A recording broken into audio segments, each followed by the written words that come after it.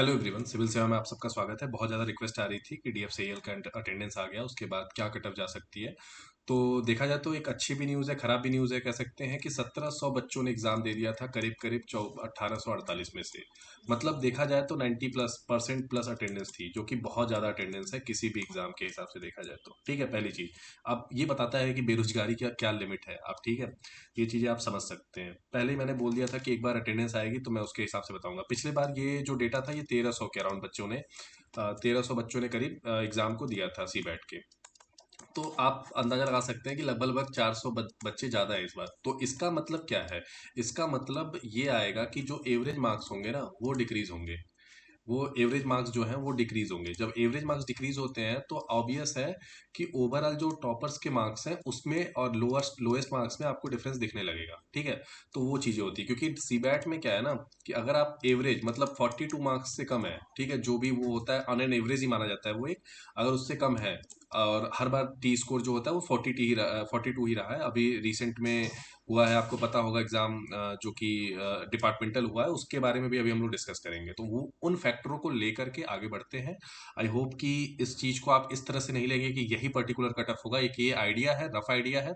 हाँ, आसपास रहेगा, आधा एक नंबर मान के चलिए आप, प्लस माइनस रह सकता है, लेकिन उससे ज्यादा अंतर मुझे नहीं लगता आएगा। ठीक है, चलिए सारे फैक्टरों को मैंने देखा है, उसके बाद मैं बात करता हूँ। अभी रिसेंट में डिपार्टमेंटल एग्जाम हुए हैं, उसमें 23.18 मतलब 23.18 मार्क्स हाईएस्ट क्या है और लोएस्ट जिसका सिलेक्शन हुआ है उसका 80.0। और ये डिपार्टमेंटल एग्जाम क्यों होता है? जैसे जूनियर एग्जीक्यूटिव पे कोई है, उसे एग्जीक्यूटिव पे प्रमोट लेना है तो उसे भी सीबैट क्वालिफाई करना होता है।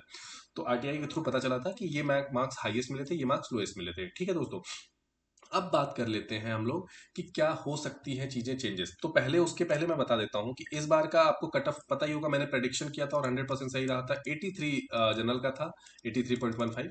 और ओबीसी का आपको पता है 81.8 था। और ईडब्ल्यूएस का 80.2 था। और एससी का आपको पता ही होगा 76 के अराउंड था और एसटी का 71 के अराउंड। ठीक है, तो ये तो कट ऑफ था। मैं ओवरऑल अभी उनका पीएच का नहीं बताऊंगा क्योंकि पीएच का कट ऑफ वो ओवरऑल सीबैट पे डिपेंड नहीं करता और ये सीबैट की ओवरऑल एनालिसिस है। तो उसके हिसाब से हम लोग चलेंगे। अब देखिए, जो मेरे अकॉर्डिंग जो मुझे लगता है इन डेटा को देखते हुए, आप ये मान के चलिए कि इस बार भी 23.5 तक हाईएस्ट मार्क्स जाएगा क्योंकि एवरेज मार्क्स डाउन होगा। एवरेज मार्क्स डाउन होगा तो टॉपर्स अगर कोई एक्स्ट्रा ऑर्डिनरी किया होगा तो उसको एक्स्ट्रा मिलने के चांसेस होंगे। और पेपर का लेवल अच्छा था और कुछ स्टूडेंट का ये भी फैक्टर था कि उनके एग्जाम में उन्होंने अटेम्प्ट किए हैं और छूट गए हैं। ठीक है, तो उन फैक्टरों को लेते हुए इतना हाईएस्ट आएगा। और 19 मार्क्स के अराउंड मतलब 18.5 मान के चलिए जो सिलेक्शन में इंड तक लास्ट तक होंगे, तो ये वेरिएशन होगा 5 मार्क्स। और ये 5 मार्क्स बहुत ज्यादा होते हैं, आउट ऑफ 30 की बात कर रहा हूँ मैं। हाईएस्ट मार्क्स 23.5 तक जाने की उम्मीद रहेगी। ठीक है, अब चलिए मार्क्स की बात कर लेते हैं। कैलकुलेशन के लिए मैं बता देता हूँ बेसिक कि आपको कैलकुलेशन कैसे करना है। बेसिकली कैलकुलेशन आपको ऐसे करना है कि आप मान लीजिए आपके सी बोर्ड सी बैट में सीबीटी 2 में 184 है आउट ऑफ, ठीक है, 120। अब इसको क्या है, इसको परसेंटेज में कन्वर्ट करेंगे। आप जब 84 को आप परसेंटेज में कन्वर्ट करेंगे तो 100 से मल्टीप्लाई कर देंगे।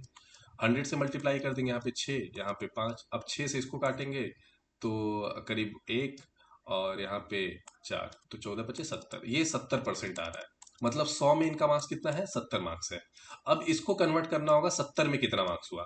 तो 70 में ये मार्क्स हुआ 49। कैसे कन्वर्ट करेंगे? तो ये हो जाएगा 70/100।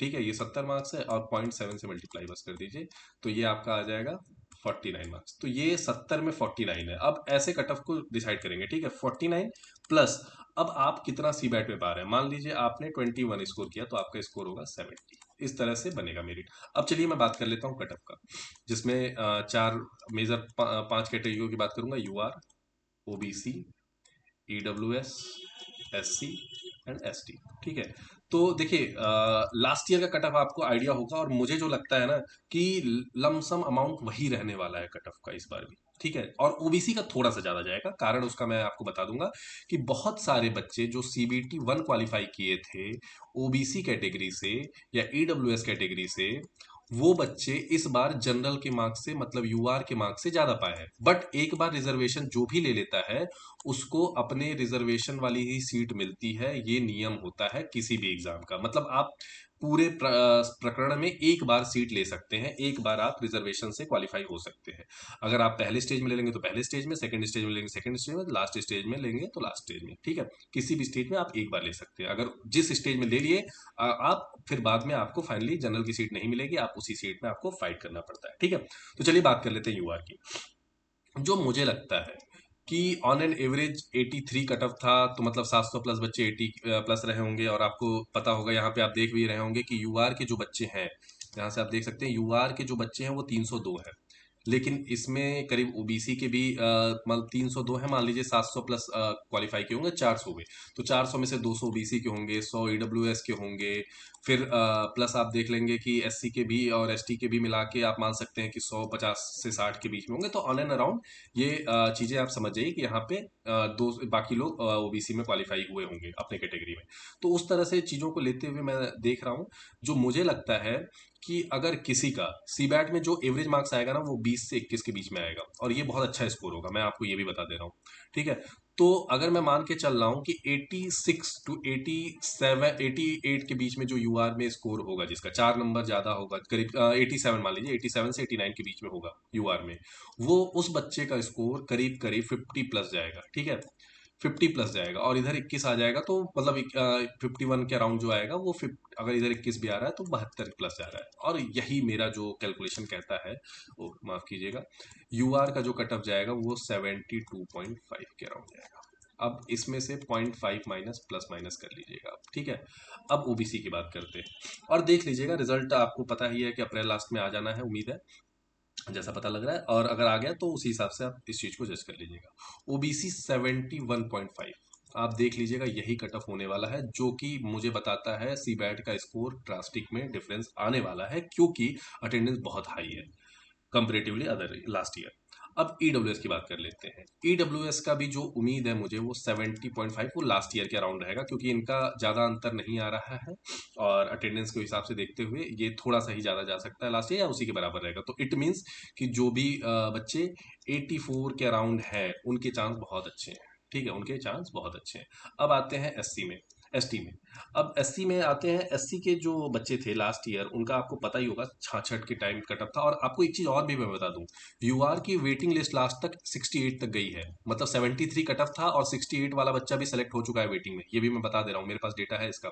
और अगर आप बोलेंगे तो मैं वो भी दे दूंगा। ओबीसी का 69.9 तक का बच्चे का क्लियर हुआ है फाइनल में, और एससी का 65 तक का। तो ये भी डेटा है मेरे पास, अगर कोई टेलीग्राम चैनल से मेरे जुड़ जाएगा तो वहां पे वो चीजें उसको मिल जाएंगी, टेलीग्राम चैनल पे ये मैं प्रोवाइड करा दूंगा, ठीक है, जिसको भी चाहिए होगा वो डेटा।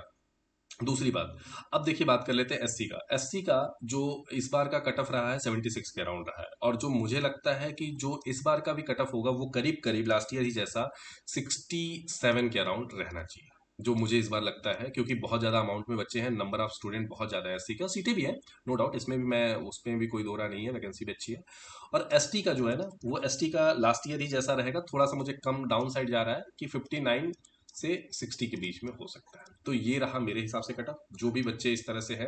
अगर मैं रॉय स्कोर की बात करूँ तो 88 के अराउंड है यूआर से, तो उनका बहुत अच्छा चांस है 87, ठीक है। क्योंकि बहुत सारे, मैं बता रहा हूँ ना, इसमें से 600 बच्चे तो डिस्qualify होंगे। और ओबीसी में मैं आपको बता दे रहा हूँ कि तकरीबन जो 84 से 85 प्लस स्कोर किए हैं उनका चांस बहुत अच्छा है। ईडब्ल्यूएस में 83 से 84 के अराउंड जो स्कोर है जिनका, उनका बहुत अच्छा चांस है, क्योंकि बहुत सारे बच्चे जाएंगे डाउनफॉल पे, जाएंगे 85 नहीं कुछ तो वेटिंग लिस्ट से क्लियर हो जाएगा। एससी का भी ऐसा ही रहेगा। तो आई होप कि आपको ये पूरी समझ में आई होगी टेक्निक, मैंने कैसे चीज़ों को डिराइव किया है, कैसे चीज़ों को गवर्न किया है। तो आप उस हिसाब से अपने हिसाब से ले लीजिएगा, और ये देखिए एग्जैक्ट नहीं है, कुछ दिन में आ जाएगा कट ऑफ। मेरा ये एनालिसिस कहता है ये, बाकी आपके ऊपर है। धन्यवाद, जय हिंद, जय भारत।